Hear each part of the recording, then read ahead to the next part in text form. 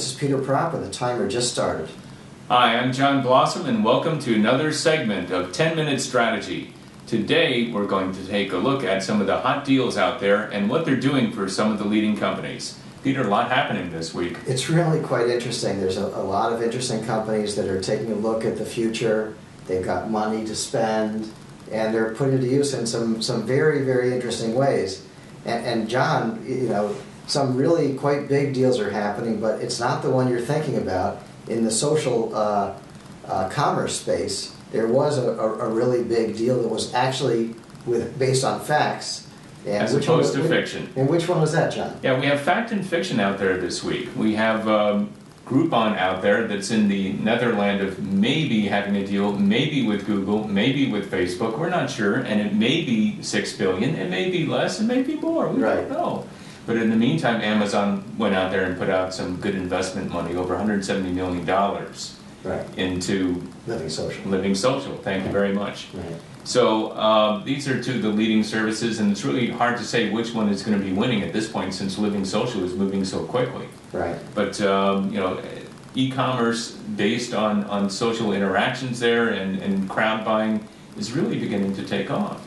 Yeah, it's very exciting. I know the people I know around town use LivingSocial quite a bit. I think it has a better penetration here in Fairfield County where we live. Yeah. But obviously Groupon is huge in Chicago and many other cities.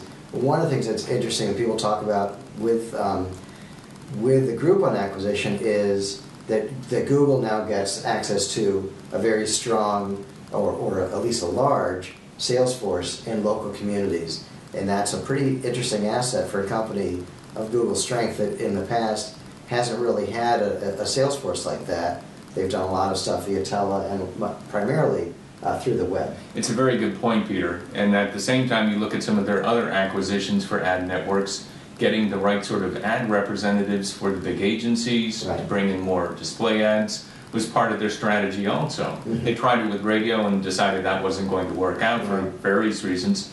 But they're very savvy about understanding where they're weak in terms of people on the ground. Right. One of the things that I find really interesting about acquisitions, coming out of IBM where we did a lot of acquisitions, IBM says that acquisitions are a core competency. The truth is that many acquisitions end up getting a little bit screwed up because of a number of factors, sometimes so screwed up that they don't even exist anymore. The acquisition takes place, and then the real work begins. How do you integrate? How do you make sure that the thing you bought retains its value and adds additional value to the company? And one of the best success stories of that variety, where it really has worked well, belongs to Google.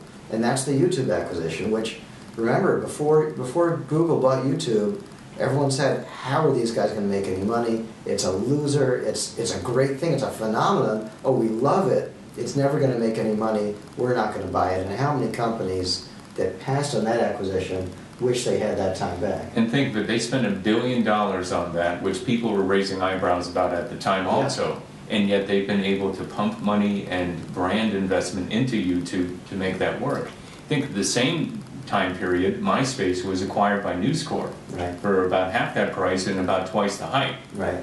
And News Corp did a terrible job of managing both the product and the brand. Right. Both were left to lie fallow. Right. And you look at those two net results, and it's a very stark contrast. Right. I mean, if you look at YouTube, the product today does not look hardly different at all from the product that was out there pre-acquisition. It's a very strong product. It certainly has Google authentication and things like that. Things like that going on that are helpful, not a bad thing. The uploading is great, the product is great, it hardly ever goes down. Never seen YouTube go down. Yeah. It's a very powerful environment, and obviously it's a very popular site. It's the number 3 site right now after Facebook, right? Absolutely. And if you think of what they're trying to do with some of their other properties, you kind of hope that they would do the same thing, but I guess there's only so many people that they can pay attention to at the same time. Right. You look at Picasa, not so good. Not so good. The other, we were talking about Picasa, we were also talking about Flickr. And Flickr is a very powerful site that Yahoo bought several years ago. They did leave the brand separate to a certain degree. There's people that like it. You can embed it. There's a number of things you can do with it from a social media point of view. It's got some powerful features. It seems like Flickr, that Yahoo's used the give them a lot of money and leave them alone idea with Flickr. Maybe they didn't give them enough money that they could really grow to where they should be. It seems like there's a careful balancing point here, where you want the brand to be integrated but live. Right. And you look at what Yahoo did with Flickr. They managed to keep the brand alive, but they didn't integrate. Right. You look at what happened with Picasa. They managed to integrate, but they didn't keep the brand alive. Right. You look at YouTube, they managed to do both very successfully. So it's that matter of integration and brand support, and catching a brand at the time when it has enough mojo that it can keep on going. Right, exactly. And Groupon, I think that's how we got around to this. Groupon is so powerful as a story, as a brand, as a movement right now, that you can't imagine Google going any way except the YouTube way, where exactly. you give them money, keep them in their own building, don't bother them too much, let them run their business, and reap the rewards. Let them get the traffic, be part of the ad network, all that good stuff. Just don't talk to them every day. Exactly.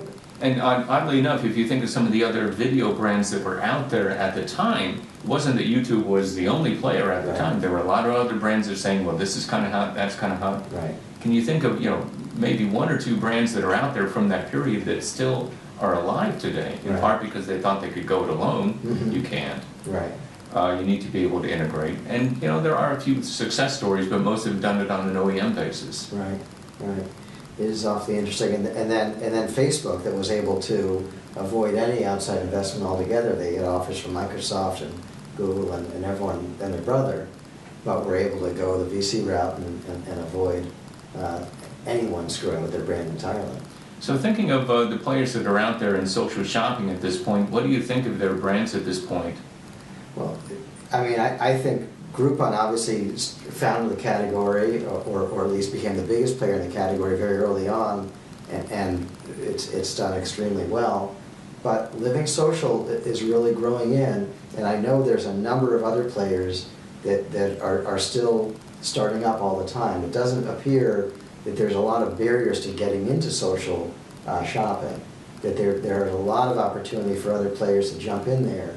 And I think we'll be seeing more players, not less, at least in the near term.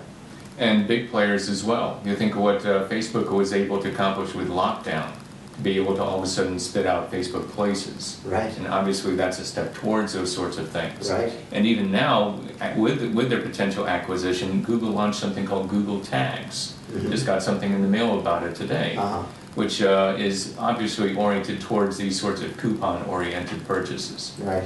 Right.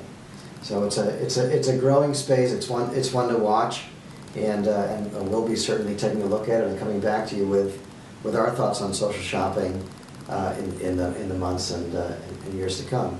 So we've got about a minute and a half to go, John. This has been another episode of 10-Minute Strategy. My name is Peter Propp for Short Communications. And I'm John Blossom. Hope that was good for you today. Take care. Take care.